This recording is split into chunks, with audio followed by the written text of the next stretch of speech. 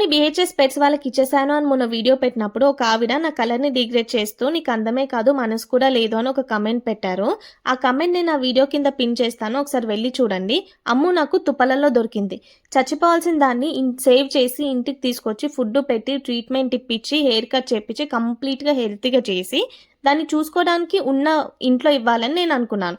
మా ఇంట్లో బిట్టుని చూసుకోవడానికి ఎవరం ఉండము. మన అమ్ముకెందుకు ఇబ్బంది మంచిగా చూసుకునే ఇంట్లో ఇస్తే అది హ్యాపీగా ఉంటది కదా అని చెప్పి నేను ఆలోచించి వాళ్ళకిస్తే నాకు మనసు లేదని ఆవిడ కమెంట్ పెట్టింది. Okay fine. ఈ వీడియో కింద ఇంకొకళ్ళు నా పప్పి చనిపోయిందక్క అమ్ముని నాకు ఇస్తావా బాగా చూసుకుంటాను అని కమెంట్ పెడితే ఈవిడ వచ్చేసి నా దగ్గర కొక్కో అనే ఒక పప్పి ఉంది దాన్ని మీకు ఇస్తాను మీరు చూసుకుంటారా అని అడుగుతుంది.